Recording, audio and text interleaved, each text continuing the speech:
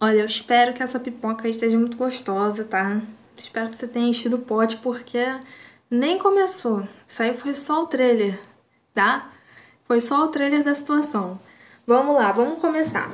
Antes de eu falar exatamente de cada um dos conflitos e tudo mais, eu quero que você entenda o contexto geral histórico, tá, desses conflitos. Então, vamos adiante.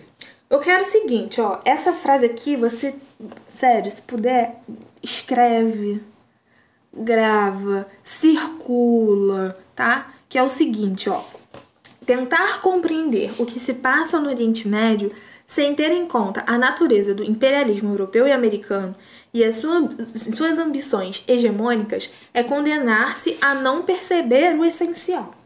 Pessoal, presta muita atenção nisso aqui que essa frase está dizendo o seguinte. O contexto geral, o pano de fundo de qualquer conflito que a gente entenda, que a gente busque compreender do Oriente Médio, você vai sacar a origem dele se você for investigar a fundo, por trás de tudo dele, esse seguinte princípio: a natureza do imperialismo europeu, tá? E americano no sentido não de imperialismo, porque não era colônia, né?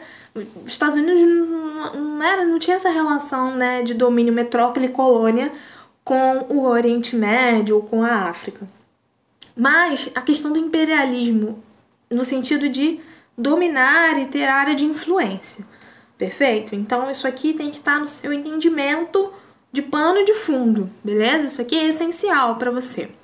Então vamos seguir. Durante séculos, grande parte do Oriente Médio esteve sob o controle político do Império Turco-Otomano, tá? Que esteve centrado em Istambul, localizado na atual Turquia. Para deter a expansão europeia em seu território, o Império Turco-Otomano aliou-se à Alemanha durante a Primeira Guerra Mundial e perderam a guerra, relembrando isso em 1914, entre 1914 e 1918, já século XX, perfeito? Então você tinha uma população, né, árabe, basicamente, grande parte, né, islamista, nessa região pertencente ao Império Turco-Otomano e que vai, de certa forma, se aliar com medo, né, da expansão europeia, né, com medo dessa expansão, ele tende a lutar na Primeira Guerra para defender os seus territórios. Ele vai se aliar à Alemanha, mas não dá muito certo essa união, né, e eles acabam perdendo. E aí, como a gente sabe, todo mundo... Eita, eu tô na frente, agora que eu vi, foi mal. Ah, não, ainda não tava não, mas tá bom, deixa eu subir logo.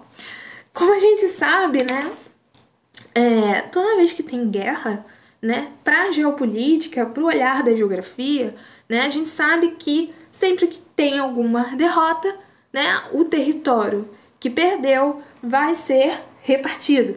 E agora, o que a gente faz com esse território? Pois bem, é o que a galera fez, né? A Liga das Nações, né, que em 1919 já tinha um caráter ali meio que embrionário do que seria a Organização das Nações Unidas, né, a ONU, no fim da Segunda Guerra Mundial, né, a gente tinha já um protótipo ali do que seria a ONU, que seria a Liga das Nações, né, na Primeira Guerra Mundial. Então, a Liga das Nações, em 1919, deu à Inglaterra e à França, que foram as vencedoras, né, da Primeira Guerra Mundial, o controle da região sob a forma de mandatos. Mandatos era, de certa forma, um sistema em que os países vencedores tinham poder, né, sobre esse território. Então você tinha ali, sob a forma de mandatos, argumentando que esses domínios, anteriormente, né, pertencentes ao Império Turco-Otomano, não estavam ainda prontos para dar um passo responsável rumo à independência. Então eles tinham medo, né, de que esses países, né, esses territórios, né, na verdade ainda não eram países, esses territórios, eles virassem, né, esses domínios, se rebelassem contra os europeus, né, entre a Inglaterra e a França. Então, eles achavam que não era hora ainda, né, visto alguns históricos mundiais, né, de conflitos, né, então ele percebe que ainda não é hora de ter o rumo da independência. Então, a gente vai ser ainda uma colônia, entre aspas, né, esse mandato aqui é, na verdade, uma colônia. Então, eles ficam sob o domínio, né, da Inglaterra e da França, alguns territórios vão ser repartidos, e é aí que você entende que começa toda a treta, né? Como é que você vai repartir um território que antes era, né, era regido por um império e tinha já os seus conflitos internos, obviamente, né?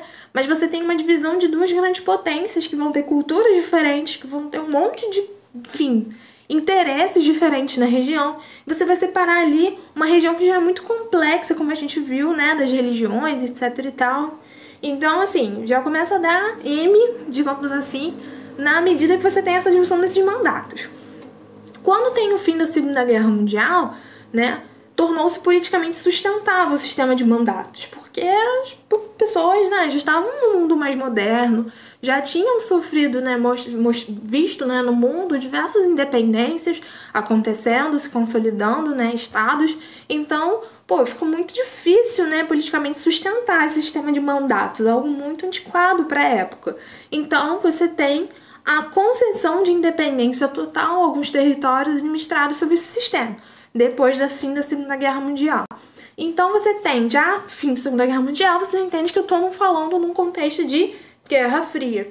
Então, no período da Guerra Fria, você vai ter os Estados Unidos procurando influências capitalistas no mundo árabe, né, tentando ali fazer um controle, né, contra a expansão soviética, né, a expansão socialista na área.